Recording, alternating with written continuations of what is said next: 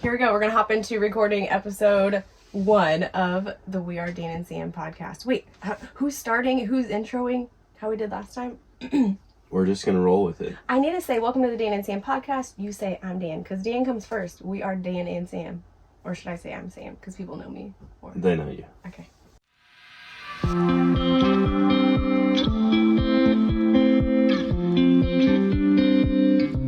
You're listening to the We Are Dan and Sam podcast. A podcast about our life, family, surrogacy, and adventure. And a closer look into our life as content creators. Let's jump into today's episode.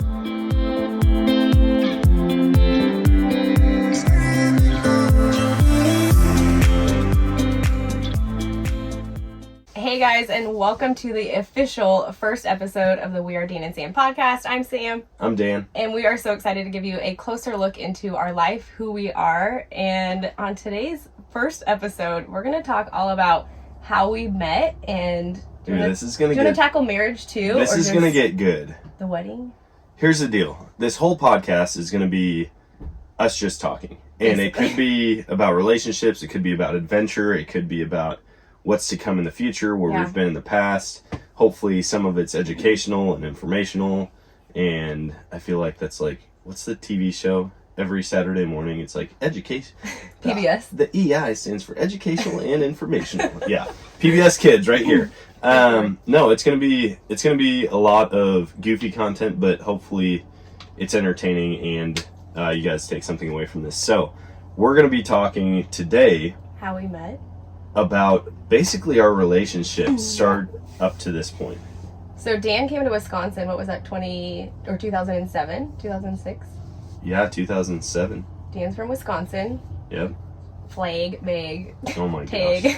Listen, when I first moved down here for college, people, that was like the running joke. They're like, Pello. Hey Dan, what? I never said Pello. Your brother and dad. That's my brother and dad, yeah.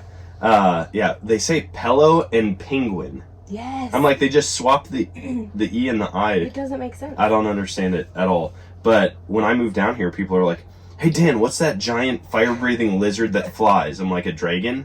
And they're like, oh, a dragon! Oh my gosh, he said dragon! And now when I go back to Wisconsin, after probably 3 or 4 days, I start to pick the accent up. Yeah. But I lost it pretty quick. Sometimes. But anyways, you've done it a couple times, yeah. I have. Dan moved down here from college. Why don't you tell a little bit about that and how you got to Missouri? Yeah, so I born and raised in Wisconsin. I think I had left the state of Wisconsin less than a half a dozen times. I think the first time I left was like at 14 or 15. Yeah. So like I was there all the time. At that point, I had no plan of leaving. Yeah. I was working a dead-end job making furniture, or I guess like shipping furniture, and I get a call from my not a school person. Listen, so college was not. I started my senior year of high school with a 0.4 GPA, not a 4.0, a 0.4. So I was not. Higher education was not like higher education to me meant learning about how to get high. Like it wasn't. It wasn't on my radar to go to college, and basically nobody in my family went to college. Yeah. And so I get a message or a call from my aunt and uncle who had moved down to Springfield, and they were like, hey, there's this discipleship program at a church. We think you should go to it, and we'll cover it if you want to. And I was like, sweet. Hey, sure, that sounds fun. I've always been like a last minute, fly by the seat of my pants kind of guy. And so I was like, sure, let's do it. Yeah. And so came down to visit and then went back home. I needed a vehicle, right? So I had an old Pontiac Bonneville. It was a clunker. I mean, it was a boat. It was about as long as this motorhome is. And I needed a new vehicle, so my dad and I went to an auction, a car auction, and we're sitting there, and all of a sudden this Kia Sportage comes up, right? And I'm like, oh, it's like a little SUV. It's like a Jeep, right? And it's going to be cool. And I saw like 4x4 on the side of it. And I'm like, oh, it's 4-wheel drive. This is great. And he's like, what do you think about that? And we couldn't test drive it. We couldn't like look inside it. Like the auction had started. So this thing rolls up. Everything else had gone for too much money. I didn't know you got it from an auction. Yeah, this thing pops up, and he's like, I think we're going to bid on it. I'm like, okay, let's do it. Who's that? Mike My or dad. Okay. And so he bids on it, and we get it. And I'm like, oh, shoot, like, we actually Now we have to got pay this this. thing.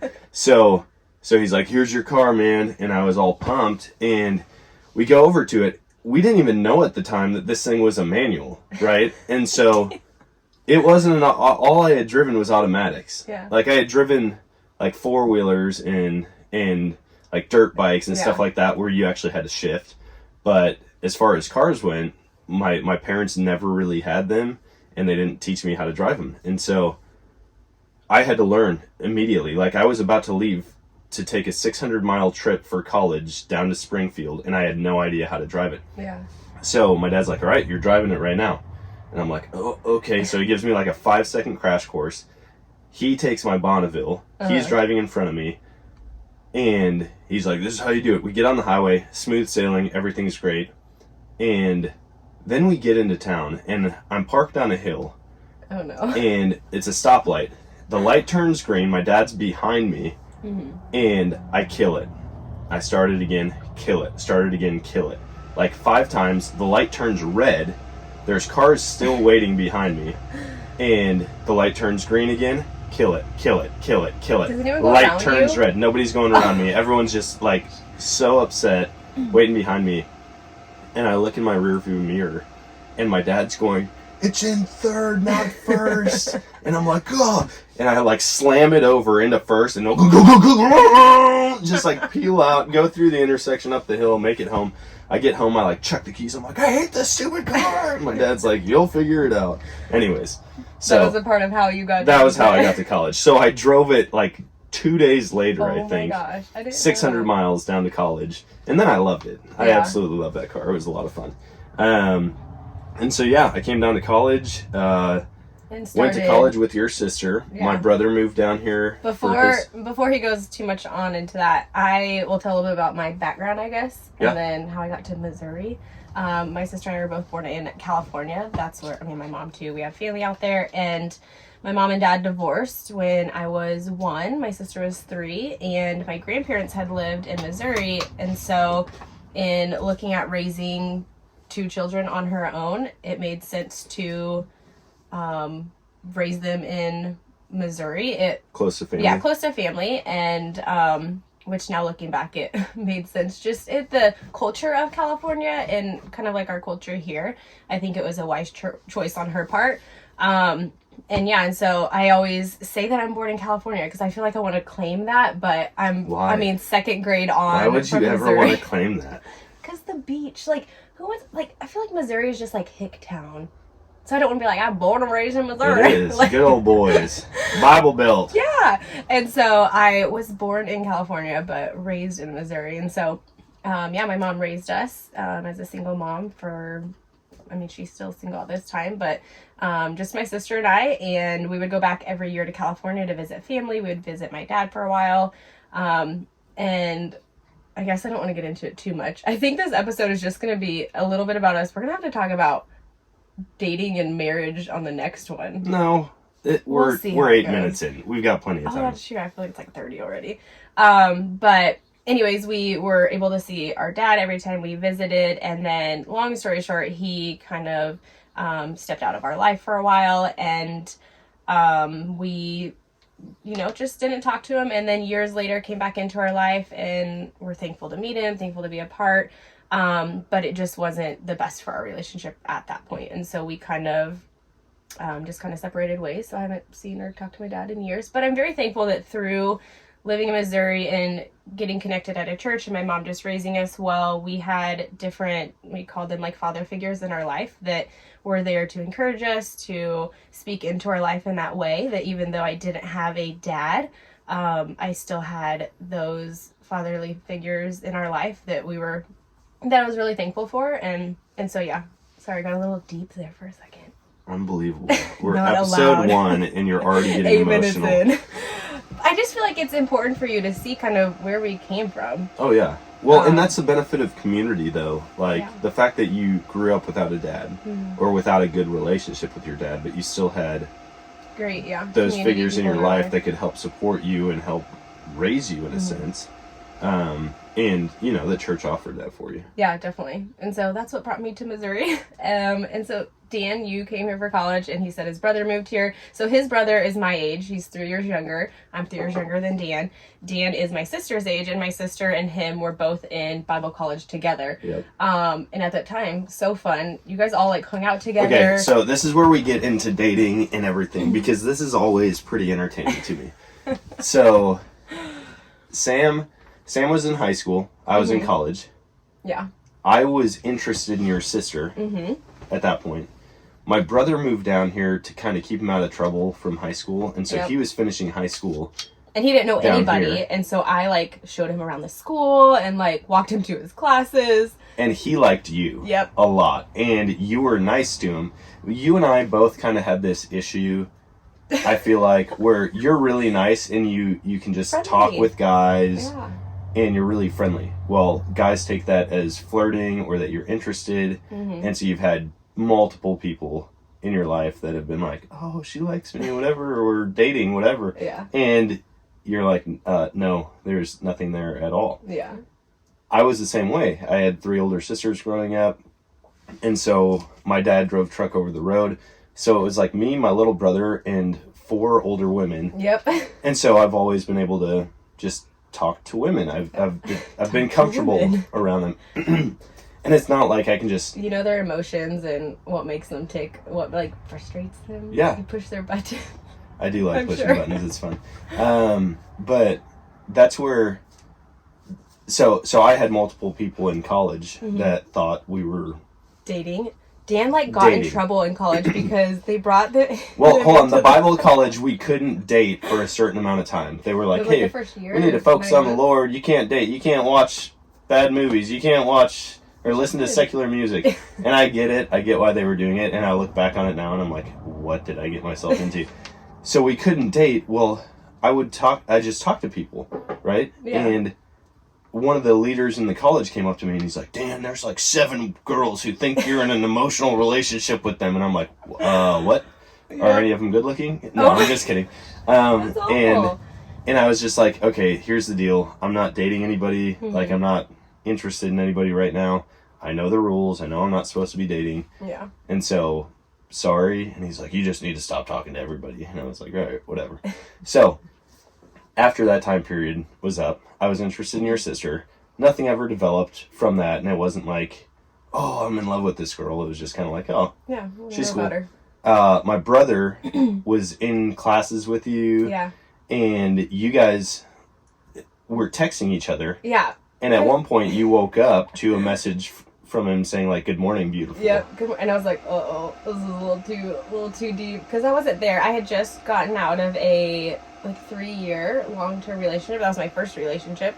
And so I was in the stage of, like, let's have fun, let's get to know people. Not like have fun like that. We'll get into that later. But, like, I'm free, I'm single, and like, let's get to know people. And so, yeah, I was just friendly, and he didn't know anybody, and I didn't think anything different. And then I was like, ooh, yeah, not quite there. And so that's where I kind of, like, pulled back a little bit, but I still wanted to be his friend because he didn't know anybody.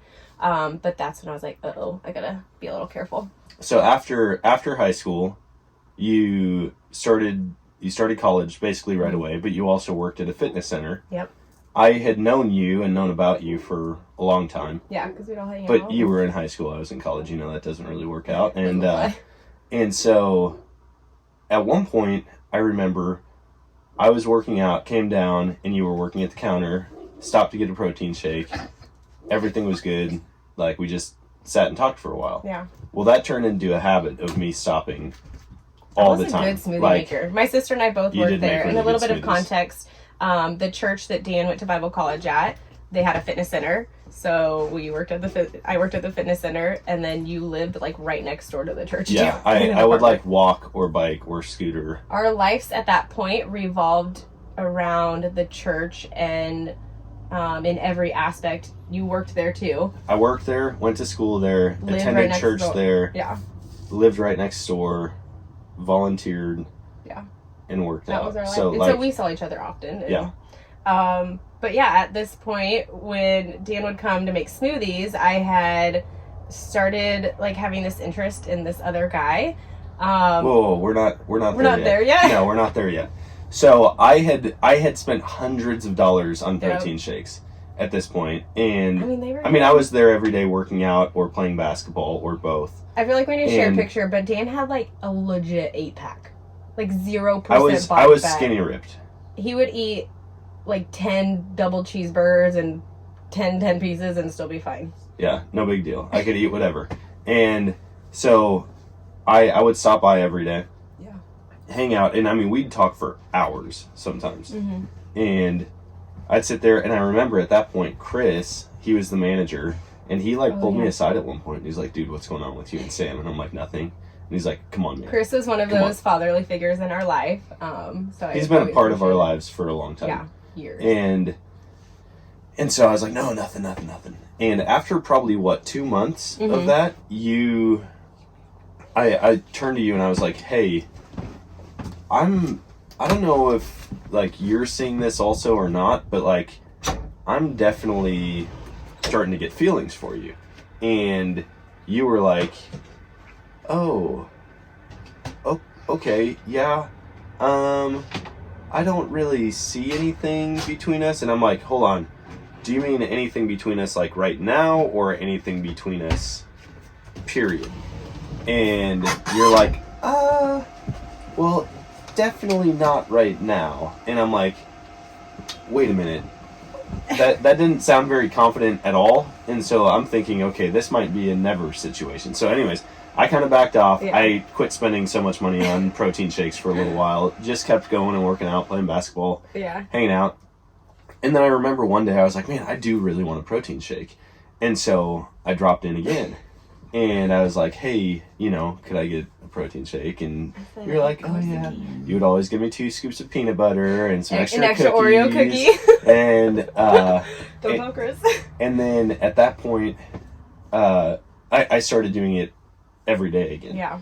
And we'd sit and talk and talk and talk and talk. And I remember one day you were like, okay, so there's this guy that I'm interested in. And I'm just kind of waiting for him to ask me out. And I'm sitting here thinking okay, sweet. She sees something now too. Mm-hmm. She's being passive aggressive, totally fine. All right, I'm going to tell her how I feel. And so I, again, just dropped it hey, no, I'm really definitely interested. I would love to go out. And you're like, oh, actually, I was actually talking about somebody else. And I was like, and that is my cue. Dan got shut down hard. Twice. Yeah. And probably sitting in the same chair. Or on the same stool. And so I was like, all right, at this point I'm out. Yeah. I'm not going to keep doing this.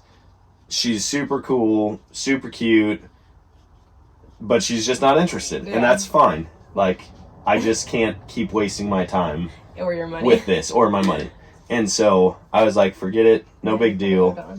Yeah, I kept going and working out, but I had a key to the backside of the fitness center. You would purposely go the other way? It's not fun getting shot down twice. And and it was actually closer. So I used to do that before you and I started talking. I would go in through the back of the gym. Yeah.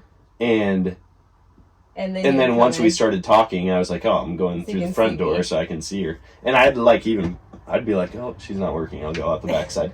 And so I just started taking the back way out. Yeah. And, at that point, I think it was a couple weeks that had passed. Yeah, well, you probably. Kind of hung out with a different girl. And then the guy that I was interested in, that I was talking to Dan about, it ended up didn't go going anywhere. And I was crushed. I remember sitting on my bed. He did to you what you did to me twice? Stop. Is that what you're saying? Stop. No, I only went out with him 2 times, but I was excited at the thought of it because his parents were close with my mom. They were in a Bible study together, and he messaged me on Facebook, and it came out of nowhere. He was a little bit older than me. It all seemed to, all the pieces of the puzzle seemed to fit, and so I was like, oh, this is really good. This is exciting. He had I don't want to tell too many details of other people's lives just out of respect for them, but he had plans and big visions and dreams and goals. Yeah, whatever. Totally opposite of me. Yeah, no, stop.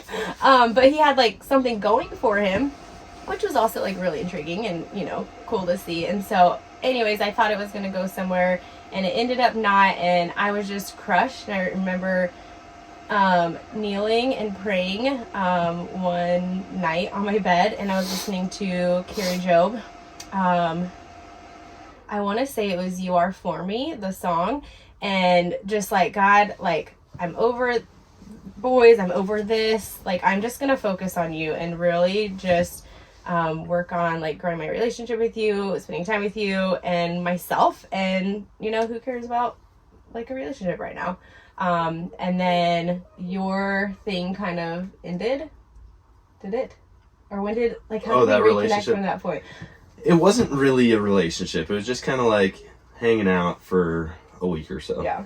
And I don't know how long after that point of like... after you shot me down? Yes. What point are you talking about? After you got shot down? After I got shot down. Okay. I don't know how. Stop. Well, we just have to clarify. We do need to clarify. I don't know how soon after it was, but one day I was like, man, because Dan, again, stopped coming into the fitness center, stopped getting smoothies, and I found myself missing his humor and like our friendship, and out of nowhere I was like, I'm just going to text him and say like, hey, I actually do see something. So I texted That was him. so out of the blue for me. I was like, this chick is done. She's dead to Shot me. me down twice. No chance. Like, I'm not taking her back. Just kidding. No, I didn't think about it. I didn't think I was going to get a message from you. Yeah. And so, yeah, when I got that message, the message was like, hey, I think the message, I can almost see it, like on the screen. I think it was, hey, I know I said didn't see anything, but I definitely do. Yeah. Uh-huh. And I was like, okay. I don't know what I responded. Yeah, but it was probably something I like, want to go back to like our old phone numbers and like I knew it. I told you. Have Verizon print them off. I want to, oh my gosh, I want to see what I said. Yeah, so at that point we started talking. This was the out. spring of 2010. Was it the spring of 2010? Yeah, I graduated in 2009 from Ozark High School in Missouri, and through the summer, that was when I had my like, ooh, I like him. The fall of 2009 is when we talked, when I was interested in this other guy. So yeah, the spring of 2010 is when we were officially like, or when I was like, ooh, I like you. But it couldn't really turn into anything because I was doing a summer internship in California at the Los Angeles Dream Center. We went on a mission trip there in high school with our church, and it was great just serving those that lived on the streets, those in Skid Row, single moms, kids who didn't have anything. You were doing dance, like you were dancing at church Dodgers games. At the Dream Center, yeah. So I went out there for this internship, and was really it did have like a Christian emphasis to it, or like I went to church every Sunday there, and wanted to use that summer as a time to again just focus on the Lord. And so Dan and I would text throughout the summer and kept in touch. There were times where I didn't have enough money for like food and stuff, and Dan would send me money. I don't remember how much he would send me. You were basically catfishing me at the time. Yeah. You're right. But look where we are now. So I feel better. I feel good about it. It's not the catfish that I actually reeled in. Yeah, right. Good job. But we just texted a lot during the summer of 2010. And then whenever I got back from my internship, that was when we were like, let's kind of make this official type of thing, or like, let's talk more. But no, you want to know when it actually happened, when you were like 100% hooked? Uh-huh. You know when it was. Tell me. She called me. She was house sitting for somebody, and she's like, hey, what are you doing? And I was like, oh, just chilling. Like, what are you up to? And she's like, any chance you want to meet up? And I was like, yeah, sure. So I met up with her. You're gonna tell this? Yeah. Spiciness? Yeah, they can hear a little they can get a little sprinkle of zest on this podcast. So I meet up with her. Uh-huh. Not only was she house sitting, but she was using the person's car. Oh my gosh. And it was a nice car. Pontiac what was that called? It was an Infiniti. Infiniti G35. And she was like so pumped about it. She's like, this is such a sweet car. And oh my God. Anyways, so she's like, we should totally like grab it and go drive And so we park in this parking lot and just talking. And the stupid hand game, like where the hands get closer and closer, it's on the center console, right? And so like they're just getting closer on the center console, and then all of a sudden, like they touch, and then you start like kissing, making out. I feel like we need to give a precursor, like nothing. Okay. At this point, we hadn't kissed. No. Right? This is our very first kiss, and so nothing had happened. We're full on making out at this point. Oh crap! You all right? I'm trying to like text someone on my watch while we're podcasting. Well, because it's kind of important, but I'm fully engaged. Just give me a hot second. No, you're good. So we're like making out, and I just remember like reaching over, grabbing you, yep. And then just like picking you up over the center console. I don't know what it was, but the fact that you just like lifted me up like it was no big deal, and I was like, oh dang. Well, you were all of like 93 pounds, and I had been working out and drinking protein shakes with extra peanut butter.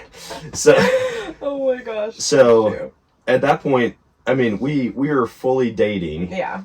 And that continued for years. Yeah. I mean, so our dating journey was 4 years, and it was rocky, but it was good.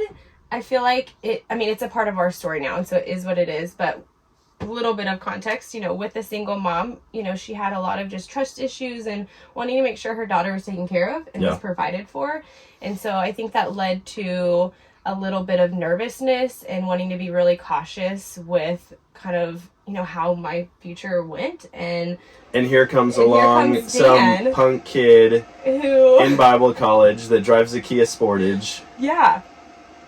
And, but I don't know, like it ended up being okay. And so throughout our dating relationship, it was a lot of like ups and downs. Yes, we're dating. No, we're not dating. Just walking through, but I'm kind of curious because I don't know that we've ever actually talked about this. When in all the times that we like weren't dating or taking a break, how much of that was you? Because on my end, every time, like it was never me saying like, hey, we need to stop, we need to take a break, we need to, I don't know about this. But coming from your end, it seemed like that was happening quite a bit. And then what was hard was growing up, having my mom, she's all I ever had, and not like all I've ever had to, I guess, listen to and learn from and grow from. And I struggled with now loving you and enjoying you and your insight and your wisdom as, someone I potentially see myself with, but then also wanting to respect and honor my mom. And so I did feel torn between who do I give my, I guess, allegiance to, who do I listen to more, who do I guess, obey. And so that was my struggle. I do really think deep down, it wasn't this, no, I don't see anything. No, I don't want that. It was, I do, but I also want to respect my mom. Yeah. And so that was a hard place to be and figure out the balance of. Well, and it was a hard place to be like on my side, like dating someone who did want to honor and respect their mom. And you never had anyone's mom. And I was always like, I was just like, I'm not, like, I don't think I'm a bad guy, nobody thinks they're a bad guy. But like in looking at who I was and the life I was living, I was like, I don't know why there's any issue at all. Yeah. But the fact that it kept coming up, like, I don't know if this is right. I don't know if we should be dating. I don't know. And the whole time I'm sitting there thinking like, we're not doing anything wrong. If it's you, and I think we had this conversation multiple times. I was like, listen, if you don't want to continue this, like, I'm not gonna, like, I'm not holding anybody captive in a relationship. Like, if you don't want to continue, that's fine. But if it's somebody else that doesn't want you to continue this relationship and that's why you're doing it, I'm not okay with that, and I'm going to fight for it. Yeah. And so at that point, we both kind of recognized kind of what my mom was going through and walking through, and we sought some counsel from our pastor, which was Dan's mentor at the time, and said, hey, here's where we're at. We and then another couple also. But we said, this is where we're at. We love each other. We feel like we're ready for marriage. We have tried to live in, pure relationship and prioritize different things and do things, I guess, in the right way, the right steps of, make sure you can provide for her and make sure, you're ready for marriage and all that. And so we did feel like we were at the place of being ready. And so we prayed about it. We talked to these people that we respect their marriage, we respect their leadership, and we felt at peace to kind of move forward. And so although, unfortunately, at the time, my mom wasn't fully on board with it, we did feel a peace about moving forward and having that secure 100% relationship and then moving into engagement. Yeah. So that was kind of like our dating history or dating journey, I guess. And do you want to, we're only 30 minutes in. Do you want to talk about how you proposed? Sure. Okay. So through dating, a couple times we went down to Florida. Our friend's dad owned a beach house on the bay in Clearwater, and we would go on vacation. It was so much fun. We would wake up in the morning and be like, well, guys, do you want to go to the pool or do you want to go to the beach? That was the toughest decision. That was the hardest decision every day. And we loved it. It was so much fun. And one year we went down there and I knew it was coming because, Dan had to talk to my mom before and we talked to our mentor. And so I knew it was happening. I just didn't know when it was.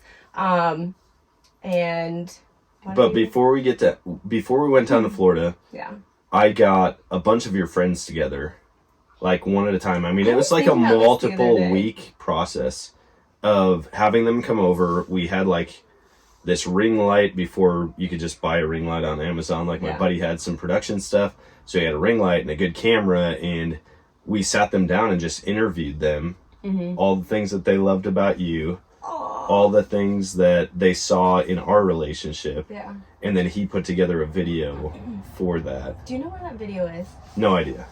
Oh, maybe it's like on a hard drive somewhere. I was thinking about it the other day. I was like, that'd be special to look back on. Yeah. So we did that I did that and then we went on a walk. I had everybody setting up candles down the dock and set up a chair and set up the laptop so that when we got back, you could sit down and watch it, and then I was going to propose. Well, at this point, I looked like a lobster. I got so fried. Like, I was burnt to a crisp from being at the beach and being this pasty white boy from the Midwest. And so we ended up going to the end of the dock. Whoa, before that, I feel like we need to give a precursor. So in Florida, we were having a few drinks. I've never been, wasted, drunk? You've never been drunk, period. Like, I don't like the taste of alcohol. I prefer water. Like, I literally just drink water. I joke about it a couple times on social media and talking about surrogacy and pregnancy and how I can't wait to have my Malibu and Coke. In Florida, one of my favorite drinks that I came to love was Malibu and Coke. No, the only drink that you drink is Malibu and Coke. Malibu and Coke. Because she has it like 3 times a year. It literally tastes like coconut. Like, I can drink it and close my eyes and just feel like I'm on the beach. Like, it's just so good. Because that was probably the first drink you had ever even had. Yeah, ever. And so it was like, maybe in dating, we had like a Mike's Hard when I would go to visit your family in Wisconsin. That was probably my first drink, honestly. It was like peach Mike's Hard. I don't know what kind. But so when we were in Florida, I would have my Malibu and Coke. And then one night, I think we took like a shot or two, which was disgusting. Tastes like rubbing alcohol. It was like Jello shots or something. I was like, I'm never gonna do this again. But right after before he proposed that night, we were in the hot tub and Sam, hold on, I gotta do this. Sam is sitting there and she just goes, I feel kind of funny, and I'm like, you've had literally a grand 2 total drinks. of 1 teaspoon of alcohol. It was like 1 shot and like 2 Malibu and Cokes. Like, it was nothing. But lightweight, never drank anything before. I feel like it was affecting me. That was probably like the first 10% of like, So this whole time I'm thinking like, okay, I plan on proposing to this girl. Yeah. Today or tonight. Now she thinks she's drunk. And I'm like, okay, we'll just go for a walk. Yeah. And so I was like, hey, why don't we go for a walk? Like, I don't want this to... Well, and you need to get me out of the house so that our friends could set up. Yes. And so I was like, hey, why don't we go walk on the beach? One of my favorite things too. We walked up and down the streets on the bay. And first we walked down the beach. Really? Yeah, we walked down the beach. Do you not remember? I do you were remember too this. hammered to remember this from your drink and a half? I wrote in the sand on the beach, "Will you marry me?" And I was like, "Hey, this would be perfect timing." And he was like, "What'd you say?" I just looked at you like, yeah, that's not gonna happen. Not like, happening. like I'm not. I was like, "Man, you're not asking." I've already got this whole thing planned out, and so this whole time we're walking down the beach, and I could tell you were just like anxious. You're like, when is he gonna do it? Like, surely it's gonna be right now on the beach. Oh yeah, at and so night, then like, we start walking back, and I'm like texting secretly. I didn't. Everybody back at the house to make sure that they have weren't everything ready. And I think time. I was telling you like, oh yeah, they're. I'm trying to find out what they want to do tonight, whatever. Oh, yeah. And you're still like, oh, I still feel kind of funny. So then I'm like, okay, well, let's walk down this street. And so then we like walk down one street, and I'm like, hey, why don't we talk about what we like about each house and this and that. And so we walked up and down like every street we could find. But honestly, I love doing that. It was so fun seeing the beach houses, and one of our favorite ones looked like a Hollister house, and so it looked like the front of Hollister, 100%. Yeah.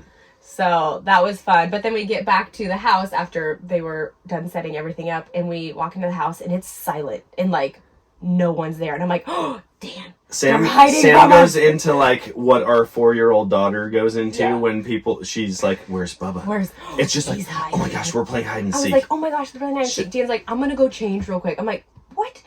To grab the ring, you know. So he goes in the back room to change, and I'm like, hurry up. He's like, oh, get me a water. So I'm like, grab it. I'm like, what do you need water for?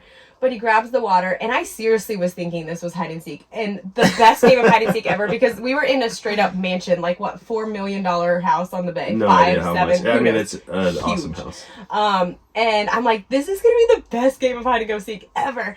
And I think you were like, oh my gosh, maybe they're like downstairs. Let's go check out downstairs. So we go out into the backyard, and he's like, oh, let's go check the dock. And we go over by the dock, and like right when I come around from the palm tree, I see these candles lining the dock, and I'm like, oh, this is it. And then I look at Dan, he smiles at me, and we walk down to the end of the dock, and there's this laptop set up on this stool, and then a bowl of water, and he massaged my feet as we pushed play on the video, and I probably teared up watching everyone just saying kind comments about me and what they loved about me. And then after that, you got down on one knee. I had this like one-piece swimsuit dress on. My hair was like all ready, and the pictures we got looking back, I would be totally ashamed of it now, because I like do content and edit pictures and stuff for my living. That looking back wasn't us was back the then, worst though. Picture ever. It wasn't us back then. then. But it was a part of our story. Like in the background is like people, like I think your brother or one of our friends were like in the background, like all smiling, and I'm like cheesily standing there, and Dan's on one knee, and bright red, but the picture is so dark because it's at night that whoever took the photo didn't know how to use the flash. Like it was just awful. But I said yes, was really excited, and like on cloud 9 the rest of the trip. Yeah. So my ring. It was pretty quick though. I feel like I need to like talk about my ring, which I don't wear my ring that you changed 1 million times. We just talked about this the other day. I don't realize that I did that to you. I'm sorry. Here's the deal. You have no idea how many different ring searches. Like if I just typed in ring on Google, it would come up with like double halo pillow cut. Oh, because all your black searches? diamond, pink diamond, pink morganite. Okay, so I loved the like double halo, like circle diamond, whatever, like 2 carat, like a big stone. But I was like, well shoot, he ain't got no money. I was like, ooh, what are some other options of stones that could still give me that same look but be cheaper for him, and also would still give that like ooh and awe factor that, when people are like, let me see. Well, and you never wore anything flashy. No. And I've heard multiple people like, listen, if you're gonna like, don't spend the money on it. Yeah. Go to JCPenney, pick out $100 ring, and then put that ring money towards the honeymoon or towards your first home or towards something. Oh, for sure. So I found this ring, or this type of ring, that was morganite, peach morganite, and with rose gold, double halo. Super excited about it. Which is literally the exact, it's not even close to what you initially wanted. No. You wanted a black diamond. Or a chocolate diamond. With white gold. Yeah. double halo, and then it turned into peach morganite with rose gold. It was really pretty though. Dan got a killer deal on it. What'd you pay? Like $300 or something crazy. 25 cents. $300. You put the 25 cents in and you twist it, and then you pop the plastic open. No, because I've verified this at sales. And loved it. And but now to this day, I just don't wear it. Well, one, I broke it. I served. I was a waitress, and I caught it on the edge of the counter, and so the whole setting is bent. Well, they no longer carry that ring. So now, in order to get a new ring, I can turn in my old ring for $300, which does not make a dent in something similar. And we're constantly traveling and with kids, and then with DIY projects, my hands were always dirty and full of paint, and then poopy diapers when we had kids. That I'm just gonna wear Kalo rings. So for years now, I've worn Kalo rings, and I love it. Anytime I go to a wedding or event, I'll slip on my broken wedding ring. Well, you just bought a fake wedding ring. Oh, that one that I got? No, not that one. A different one. Did I? When? Yeah, you just had. It was the other day I saw it. Oh, that was with my breast milk. No, not that one. Oh. No, it was Oh, with the oh yeah. Yeah. It's this stacked. It looks like a stacked ring at Walmart for $7. So I totally could wear that. Yeah. You're right. Nobody knows. I mean, until you take it off and there's a green stain around your finger. And that's the thing.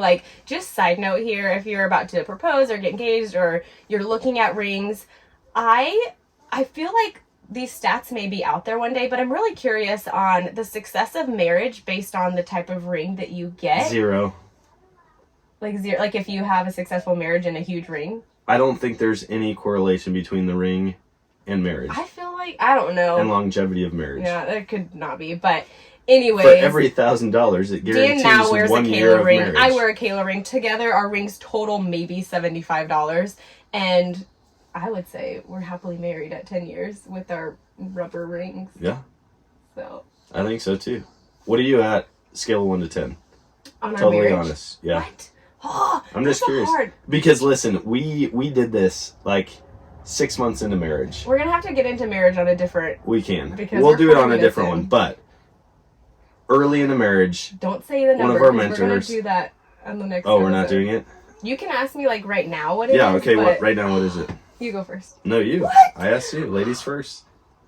8.75. 8.7. Okay. We're going into quarter of points. Sweet. I mean, it's not 8.5, but 9's pretty good too. What do you say? If you didn't hear my answer first. I mean, now that you said 8.75, I'm like, that's actually a pretty good. 9 is good. I probably would have said 9 before you said 8.75. That makes me feel good. Yeah. There you go. What would make it a 10? How about we talk about that in our marriage episode? Because that's you're a like, big how about answer. I tell you offline why you're a 1.25 off of perfection?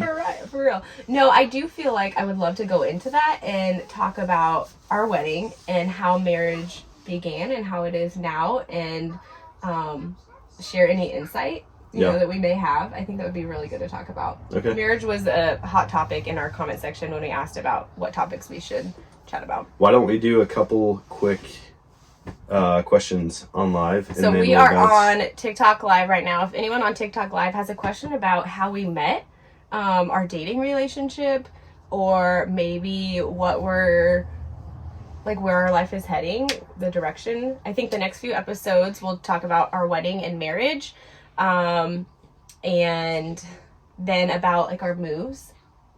I feel like how our life has been, maybe with having kids, surrogacy, and RV life, homeschooling, stuff like that. So perfect.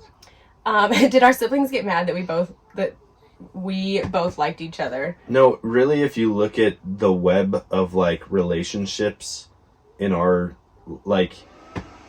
my brother dated someone who dated someone, or who married someone that your sister dated, that you went to prom with. It's a small town, so it's you all kind of small-ish. It's like the small town where you see someone at Walmart 5 minutes from your house and they're like, oh, small world. And it's like, no, we live in the town that has one Walmart. Yeah, exactly. This is not small world. And we all were at the same church, worked there, lived close, so not really. No hard feelings, or I don't guess think. we haven't talk to them. I used to really, give my but I brother don't a hard think so. time. Yeah. I'd be like, dude, are you still in love with my wife? And he's just like, shut up. That's so funny. How long were we engaged? Oh, sorry. How long before we were engaged, and how long before we... Oh my gosh, I suck at reading this. How long did we date before how long we got engaged? Okay. And then how long before we got married? So, spring of 2010, we met, kind of made it official. We got married January 11th, 2014. Wow, you got it right this always forget, so that's pretty good. She never gets it right. January 11th, 2014, so 4 years. Yeah, basically Just 4 under. years. And then we had our son August 31st, 2016, so 2.5 years later. Well, no, before... Oh, how long were Before we we had married? kids. Okay, Yeah, and so- then our engagement was like 6 months. Oh yeah, engagement. You proposed August 19th, maybe. I think August 19th of 2013. I'd have to look back at my Instagram And then we got married post. in January. Yeah. Yeah, so it was pretty quick. Is that awful that I don't know when you, like, the date you engaged, you proposed? Do people know that? I mean, you can look on your phone, I'll have to scroll back on Instagram. figure out the picture. It's there. I documented it. Did you know from the beginning that you wanted to be a surrogate? Oh, so people are asking some surrogacy questions. Are we planning on doing surrogacy again? And we are going to do a whole episode too on surrogacy. We'll do how quite we, a few, probably. Yeah, how we first like thought about it, researched it, how it went, how it was going. But yeah, in short, to give you a little bit of, I guess, a teaser here, we do plan on doing surrogacy again. And no, from the beginning of us getting married, I wasn't like, hey, let's get married also, just beware, I want to be a surrogate years down the road. No, it was We probably talked like about- 6 years in before Yeah. that ever even came up. We're starting to get into other topics, so we're going to have to cut this off before we just give Alright. too much detail. But we originally wanted like 4, 6, 8 kids, so surrogacy was not on our radar. We Yeah. wanted a big family. Yep. But next week, we're going to chat about our marriage, wedding, and how marriage has been.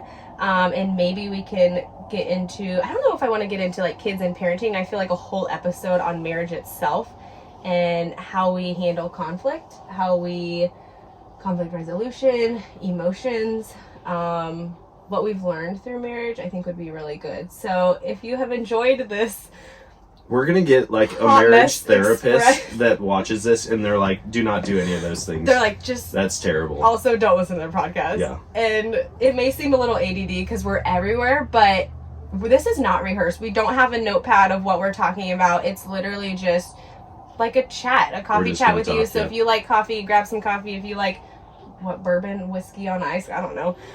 Grab your water, come sit down, hang with us, or if you're on your way to work, yeah, we just want to chat with you guys, hang out, and we're so glad that you tuned in. And we'll probably start doing it a little bit later so that people are off work. They can tune in live if they want. Oh yeah, we'll do some recordings We'll record later. them later. We'll probably figure out a night Or that we set I have every... a better idea. Oh, let's hear it. You create a question sticker on Instagram and Facebook and say, hey, we're recording for our podcast episode tonight all about marriage. Drop your questions here. Then we have them and we don't have to wait on them. Or if someone can't be at the recording. Yeah, I guess if we have a couple and then we can answer maybe a couple live and then some from I think earlier that'd be on. great. Cool. Episodes will probably be around, I don't know, 45 minutes, an hour. Hope you guys enjoy it. All right. Before we go, what's one tip for the listeners and followers? Well, with this episode, I guess all about like dating. Should we give like a dating tip? Whatever tip. It can be anything.